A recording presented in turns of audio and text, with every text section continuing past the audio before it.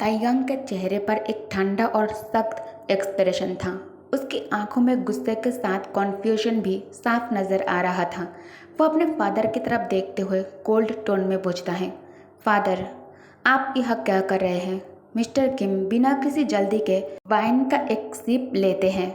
उनके चेहरे पर अजीब सी शांति थी। वो कामली कहते हैं, तुम्हें न्यूयॉर्क का अपार्टमेंट किसी पागल इंसान की तरह तोड़-फोड़ करने से रोक रहा हूँ।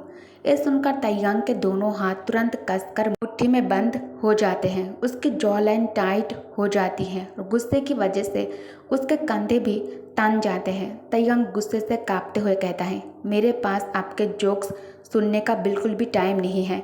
मिस्टर किम के होठों पर हल्की सी स्माइल आती है। वो डेस्क के ऊपर कुछ पेपर्स रखने के वजह सीधा ताइयांग की तरफ फेंक देते हैं। वो कहते हैं, माय डियर सन, बेवकूफ़ बनना बंद करो तुम। इन पेपर्स को देखो, ये वही इंसान है जिसे तुम इतना चेरिश करते हो, वही आदमी जिसे तुम किम फैमिली का हिस्सा बनाना चाहते थे क्योंकि तुम्हें लगता था कि वो तुमसे प्यार करता है। ताइयांग धीरे धीरे चलते हुए डेस्क के पास आता है। उसकी नज़र पेपर्स पर टिक जाती है। वो डेस्क के ऊपर से एक पेपर उठाता है और उसे बहुत ध्यान से पढ़ना शुरू करता है। जैसे जैसे ताइयांग की नज़र पेपर्स पर आगे बढ़ता है, उसके हाथ कांपने लगते हैं। ताइयांग मन ही मन सोचता है, रुको, ये स्ट्रेट है?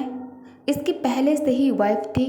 उसके चेहरे पर डिसबिलीफ और शॉक एक साथ उभर आता है। अचानक ताइयांग गुस्से में सारे पेपर्स डेस्क पर जोर से पटक देता है और दोनों हाथों से डेस्क पर जोर से मारते हुए चिल्लाता है, ये इम्पॉसिबल है। आपने ये सब फॉर्ज किया है। जॉन्गकुक मुझसे झूठ नहीं बोल सकता। मिस्टर किम फिर भी बिल्कुल शांत रहते हैं। वो सॉफ्ट टोन में कहते हैं, माय डियर सन, तुम इतना बेवकूफ़ कब से हो गए? ताइयांग की आंखों में गुस्सा और ज़्यादा गहरा हो जाता है। वो कहता है, आप बस इसलिए ये सब कर रहे हैं क्योंकि आप नहीं चाहते कि मैं किसी आदमी के साथ रहूं। ताइयांग अचानक अपने फादर का कॉलर पकड़ लेता है। मिस्टर किम बिना डरे अपनी चेयर से उठकर सीधे खड़े हो जाते हैं। उनकी आवाज़ अभी भी कंपोस्ट थी। वो कहते हैं, अगर तुम्हें मेरी बात पर यकीन नहीं है तो किम के प्राइवेट हॉस्पिटल के रूम 1208 में जाओ और खुद देख लो। जिस कीमती इंसान को तुम इतने दिनों से किसी खजाने की तरह संभाल रहे थे, वो इस वक्त हॉस्पिटल में अपनी एक्स वाइफ की पर्सनल केयर कर रहा है। ये सुनते ही ताइयांग की आंखों में खतरनाक इंटेंसिटी आ जाती है। वो बिना और कुछ कहे गुस्से में ऑफिस रूम का दरवाज़ा जोर से बंद करता है और वहाँ से निकल जाता है। दूसरी तरफ हॉस्पिटल में जॉन्गकुक वाइन का पर्सनल सामान एक बैग में पैक करने में बिजी था। वो हर चीज़ को जल्दी जल्दी अरेंज कर रहा था, जैसे उसके पास बिल्कुल वक्त नहीं हो। जॉन्गकुक बार बार क्लॉक की तरफ देखता है और फिर पैकिंग में लग जाता है। तभी वाइन जॉन्गकुक का हाथ पकड़ लेती है। वाइन परेशानी से कहती है, कुकी, क्या तुम पागल हो गए हो? ईस्ट कोस्ट की ये मेडिकल टीम सबसे अच्छी है। तुम मुझे अचानक ट्रांसफ़र क्यों कर रहे हो? जॉन्गकुक उसकी तरफ देखता है। उसके चेहरे पर टेंशन साफ थी। वो कहता है, वाइन, मेरे पास एक्सप्लेन करने का वक्त नहीं है। हमें आधे घंटे के अंदर न्यूयॉर्क छोड़ना होगा।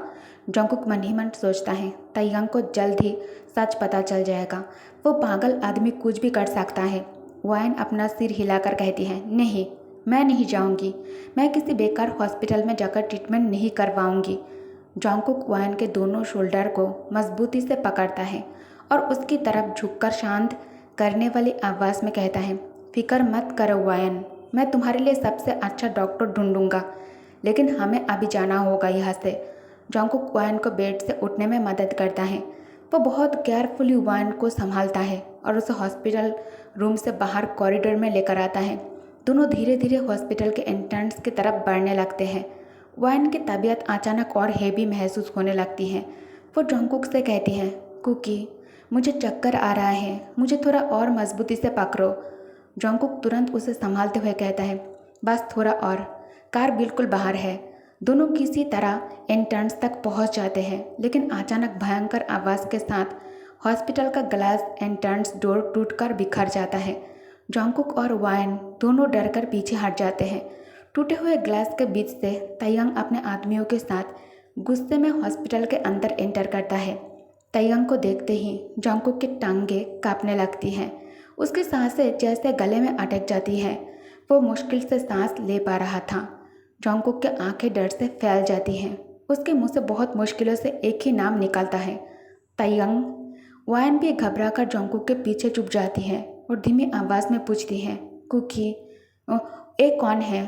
जोंगकुक फिर से कांपती हुई आवाज़ में कहता है, ताइयंग। ताइयंग एक पल के लिए बिल्कुल खामोश हो जाता है। उसके दिमाग में पिछले कुछ दिनों की सारी मेमोरीज एक एक करके फ्लैश होने लगती हैं।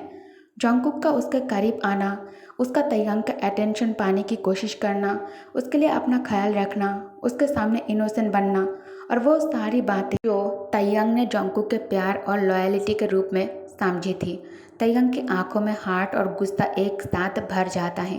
वो जोर से चिल्लाता है, जोंगकुक, उसे पकड़ने की हिम्मत मत करना। जोंगकुक वायन को संभालते हुए कहता है, ताइयंग, उसे जाने दो। ताइयंग गुस्से में जोंगकुक की तरफ बढ़ता है। वो जोंगकुक का कॉलर पकड़कर उसे अपने तरफ खींच लेता है। ताइयंग की आंखें सीधे जोंगकुक की आंखों में टिक जाती हैं। वो गुस्से में कहता है, मेरी तरफ देखो, मुझे बताओ, क्या तुम मेरे करीब सिर्फ उसके मेडिकल बिल्स के लिए आए थे? जोंगकुक की सांस भारी हो जाती है। वो कुछ पल ताइयंग को देखता है, फिर आंखें बंद कर लेता है। आखिरकार वो धीमी आवाज़ में कहता है, सच कहूँ तो शुरू में हाँ, मुझे माफ़ कर दो। ताइयंग के होठों पर एक डार्क और हार्ड स्माइल आ जाती है। वो जोंगकुक के कलाई पकड़ता है और कोल्ड टोन में कहता है, ठीक है, परफेक्ट, जियोन जोंगकुक, तुम्हारा काम खत्म। ताइयंग जोंगकुक की कलाई पकड़कर उसे अपने साथ हॉस्पिटल से बाहर खींचने लगता है। वो कोल्ड और हार्ड आवाज़ में कहता है, मुझे झूठ से सबसे ज़्यादा नफरत है। वायन ये देखकर तुरंत ताइयंग के पीछे भागती है और उसे रोकने की कोशिश करती है, लेकिन ताइयंग गुस्से में वायन को पीछे हटा देता है और वह फ्लोर पर गिर जाती है। जोंगकुक तुरंत चिल्लाता है, ताइयंग, उसे टच मत करो, वो बीमार है, मैं तुम्हारे साथ जाऊंगा। ताइयंग अपने आदमियों की तरफ देखता है और कोल्डली ऑर्डर देता है, उस औरत को वापस उसके रूम में ले जाओ। फिर ताइयंग जोंगकुक को अपने साथ मेंशन लेकर चला जाता है। मेंशन के बाहर गार्ड कार का डोर खुलता है। ताइयंग बिना कुछ कहे जोंगकुक को अपने बाहों में उठा लेता है और उसे अंदर लेकर चल पड़ता है। जोंगकुक शौक और प्यार में बिल्कुल चुप था। ताइयंग बेडरूम में एंटर करता है और जोंगकुक को बेड पर जोर से लिटा देता है। जोंगकुक तुरंत उठने की कोशिश करता है, लेकिन ताइयंग दोनों हाथों से उसके शोल्डर को बेड पर प्रेस करके उसे वही रोक लेता है। जोंगकुक घबरा कर कहता है, ताइयंग, तुम क्या चाहते हो? ताइयंग एक हाथ से जोंगकुक के गाल को टच करता है। उसकी आंखों में हार्ट, गुस्सा और डिसअपॉइंटमेंट का गहरा मिक्स था। वो धीमी कोल्ड आवाज़ में कहता है, मैं क्या चाहता हूँ? मैं चाहता हूँ कि तुमने जो किया है उसकी कीमत तुम चुकाओ। इतना कहकर ताइयंग बेडरूम से बाहर निकल जाता है। वो दरवाजे के बाहर रुकता है और अपनी उंगलियों से डोर लॉक कर देता है ताकि जोंगकुक रूम से बाहर ना निकल सके। ग्लास डोर के दूसरी तरफ खड़े होकर ताइयंग जोंगकुक की तरफ देखता है। उसकी आवाज़ ठंडी थी, लेकिन उसके लफ्ज़ों में एक फाइनल डिसीजन था, बेबी बॉय, अब तुम अपनी बाकी की ज़िंदगी यही रहोगे। You are not going anywhere. अब 3 दिन बीत चुके थे। इन 3 दिनों में जोंगकुक ने कुछ भी ठीक से नहीं खाया था। उसकी तबीयत और एनर्जी दोनों लगातार गिरती जा रही थी। ताइयंग खुद जोंगकुक के लिए फूड ट्रे लेकर बेडरूम की तरफ जा रहा था। तभी किम फैमिली के हेड बटलर उसके पास आकर कॉन्सर्न भरी आवाज़ में कहता है, सर, जोंगकुक ने पिछले 3 दिनों से कुछ भी नहीं खाया है। उसकी तबीयत अब और ज़्यादा कमज़ोरी बर्दाश्त नहीं कर पाएगी।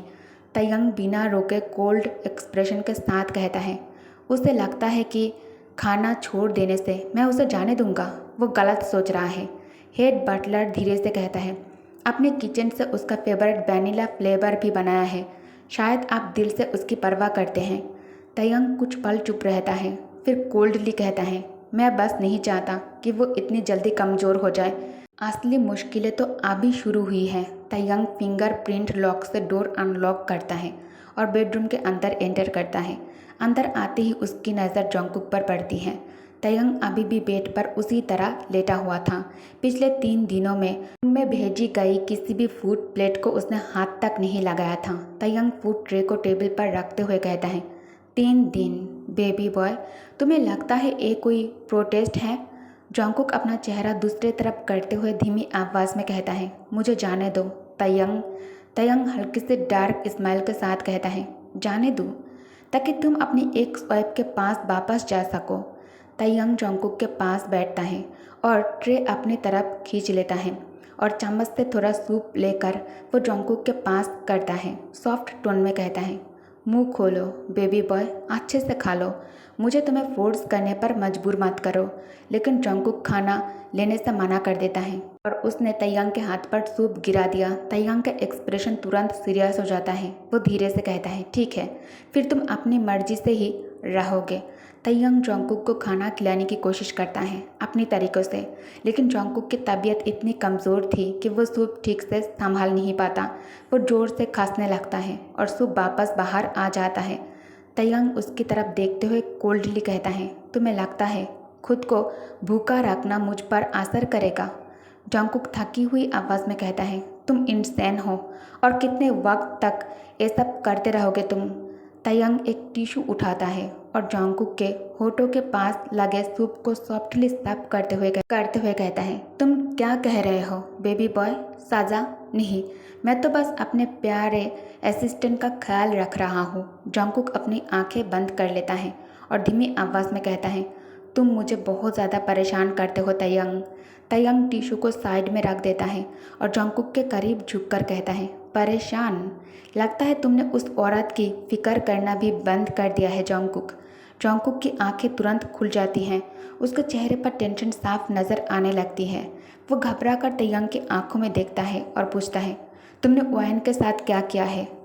तायंग कहता है, तुम वापस जाकर उसके साथ हाउस गेम खेलना चाहते हो और तुम्हें लगता है मैं ये होने दूंगा? Dream on Jeon Jungkook. Okay guys, तो इस पार्ट को मैं यही एंड करती हूँ। Thank you for watching, bye bye.